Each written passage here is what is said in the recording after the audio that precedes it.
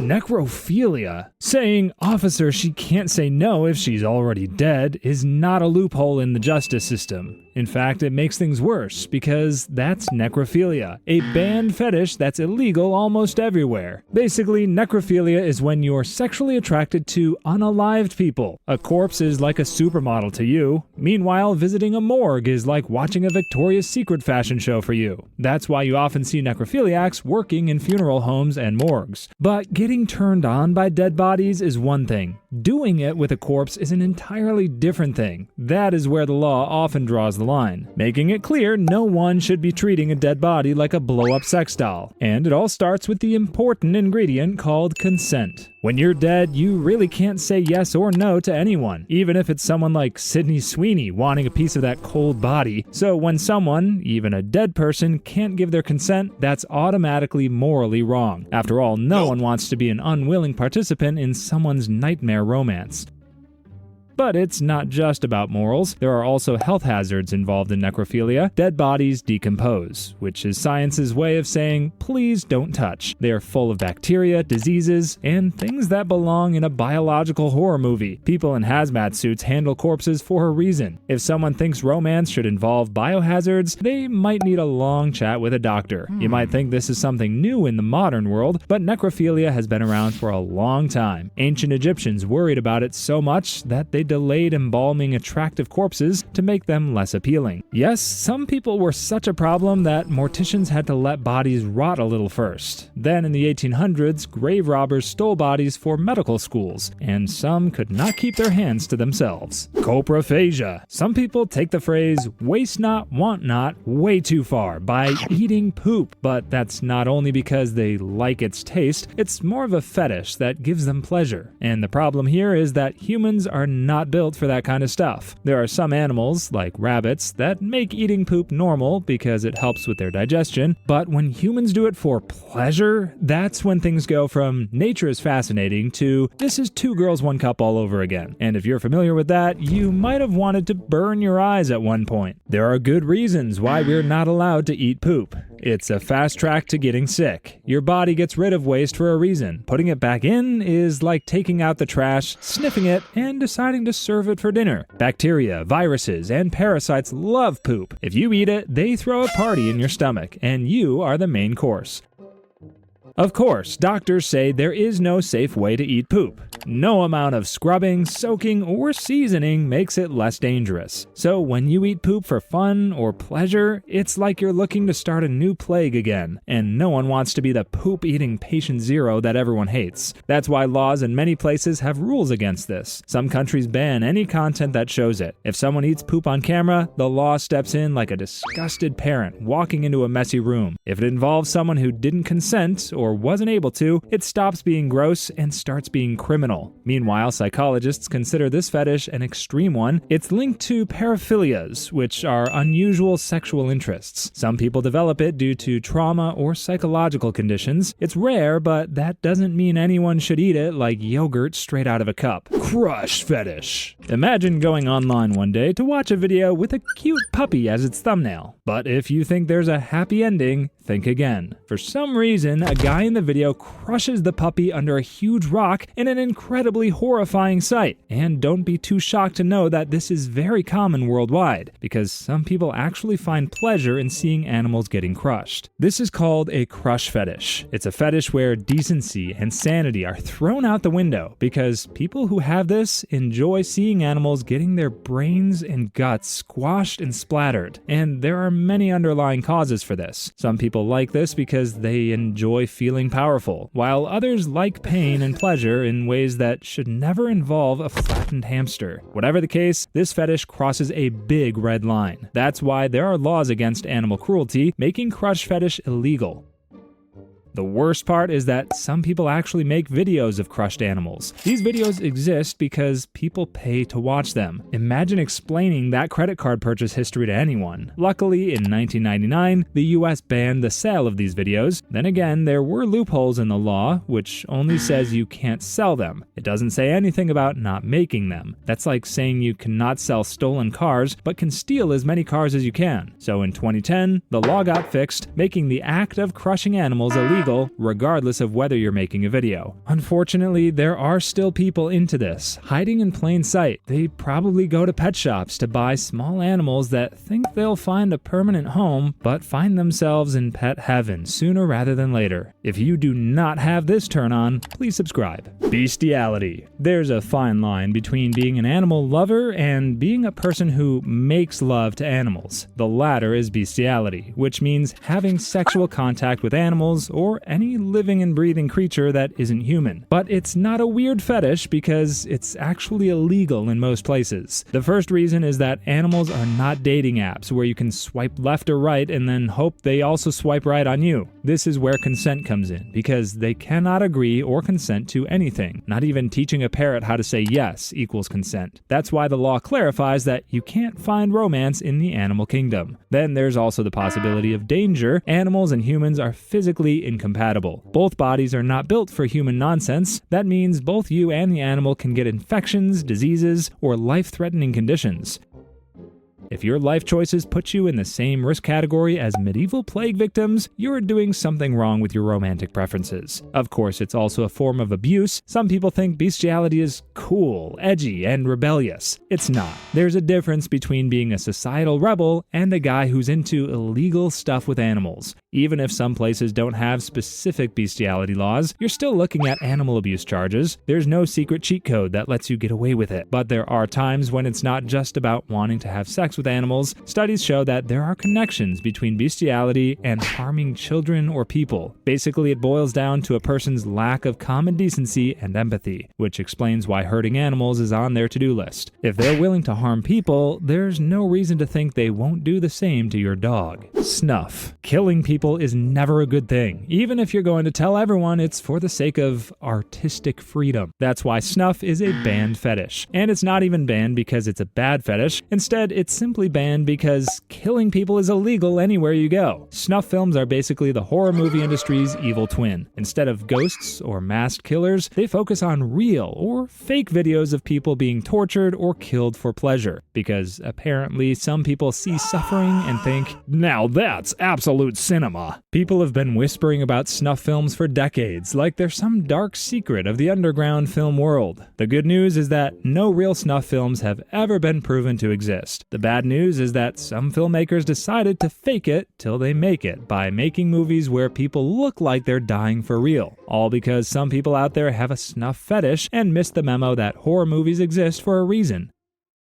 Even if someone actually wanted to make a real snuff film, they're banned because murder and homicide are illegal almost everywhere. You can't use creative and artistic freedom as a defense when you're on trial for murder. The law already has a firm stance on that whole thou shalt not kill thing, so there's no need for extra rules about snuff films. If murder is off the table, filming it for fun definitely is too. Ephebophilia. Move over, Leonardo DiCaprio, because some people actually think 18-year-olds are too old. That's where ephebophilia comes in. It's a sort of fetish where an adult is attracted to teenagers, usually somewhere between 14 and 18. It's already bad enough that teenagers are basically half-formed humans running on energy drinks and bad decisions. They think they know everything, but still need help remembering where they left their shoes. So if you combine teenagers with adults with a thing for them, the danger levels reach maximum output. The ban is basically rooted in the fact that a teenager's brain is still under construction. You're looking at a computer with too many tabs open, and half of them are frozen. They take risks, have no sense of time, and will argue for an hour about anything.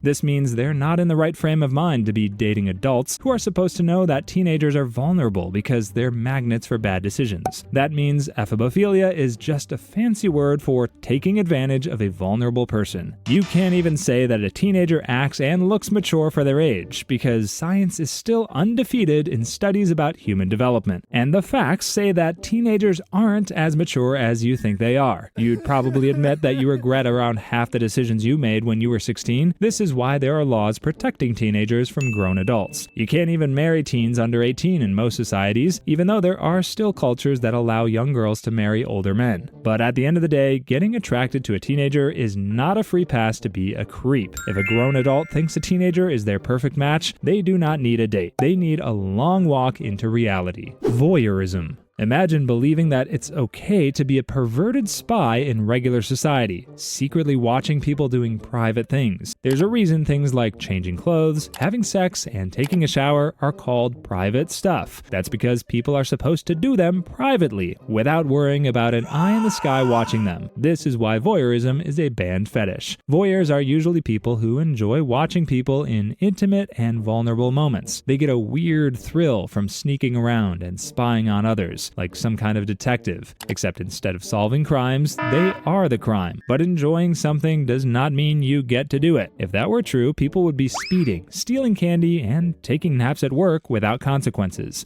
Laws exist for a reason. If you hide cameras in bathrooms, peek through windows, or record people without consent, you are not just breaking the law, but also begging for an orange jumpsuit and a reservation in the nearest prison. The problem is that technology has turned voyeurism into a full-time hobby for creeps. You can buy tiny cameras almost anywhere and put them in bathrooms and changing rooms without worrying about people spotting them.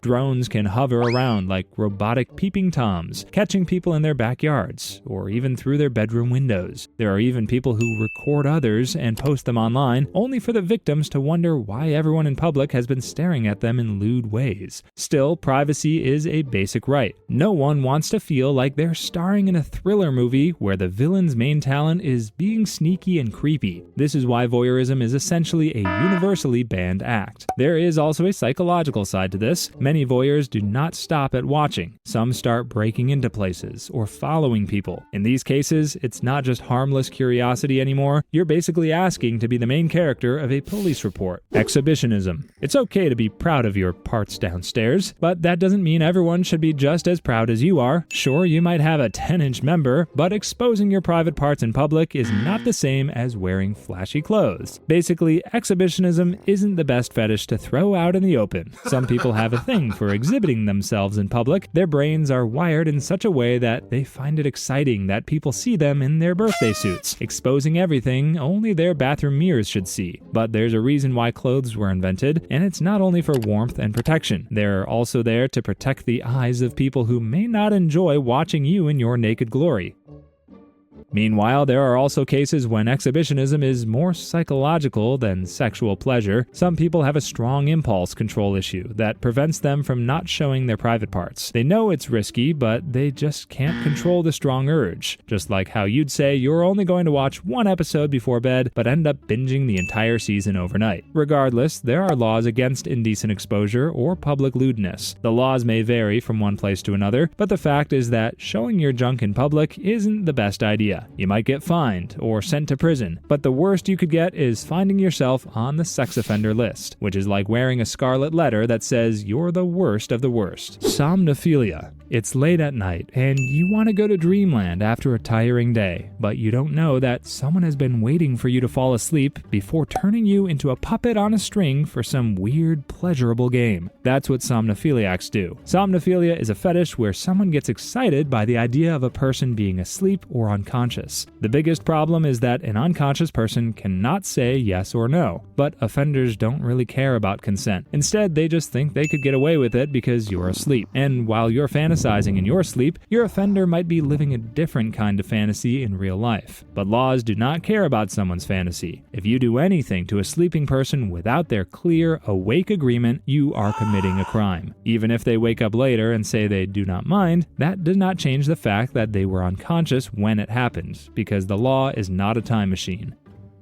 Psychologists believe this fetish is often linked to control. Some people like the idea of someone being completely still and unresisting. Others might be afraid of rejection because a sleeping person cannot say no. The problem is that they also cannot say yes, agree, high five, sign a consent form, or even blink in approval. Meanwhile, some people with this fetish try to keep it legal by role-playing with a partner who pretends to be asleep. That is the only way to ensure no laws are broken, and no one ends up in jail trying to explain why their their love life sounds like a crime documentary. The key is that both people must agree beforehand, or it stops being roleplay and starts being illegal. Things get much worse when people try to act out this fetish in real life. Some have even used drugs to knock someone out, thinking that is a good idea, but it is one of the worst crimes possible. On top of being illegal, it is also a medical disaster waiting to happen. Drugs that put people to sleep do not come with a snooze button. Sometimes they just hit the never wake up setting. Incest fantasies. You've probably heard the phrase, "Help me, stepbrother, I'm stuck," because that's the opening line to many of your favorite videos on PH. And there's a reason why they use step-siblings instead of actual siblings in their role-playing videos. Well, getting on with it with a step-sibling is still incest, but the real incest is what's actually banned or taboo. Incest is when close family members have a sexual relationship, but some people think it's actually hot doing it with a sibling or a close family member because for them, nothing strengthens a bond better than actually bonding. But there are good reasons why society banned incest or any fantasies related to it. The first is tied to genetics. Close relatives, especially siblings, have similar genetics. So a baby born out of incest has a much higher chance of getting unlucky in the genetic lottery. Imagine rolling the dice and landing on extra fingers, serious health issues, or looks exactly like Uncle Bob in baby form. That's because close relatives have too many of the same genes. And when bad genes team up, the results can be a disaster. Then there's the social mess. Incest throws a grenade into the entire family structure in most modern societies. If a parent, sibling, or close relative turns a family dinner into an orgy, it creates a weird and awkward setting that can cause emotional problems and lifelong therapy bills. But the problem is that there are still countries, or even rural places in America, that practice incest or try to normalize it. For them, it's more about two consenting adults than considering whether it's legally or morally right, and because these places tend to normalize incest or fantasies about it, they bypass the Westermark effect, which is nature's way of telling us at an early age that family members have no trespassing signs. But if incest were to be made normal, it would lead to genetic problems and family trees that look like family vines instead.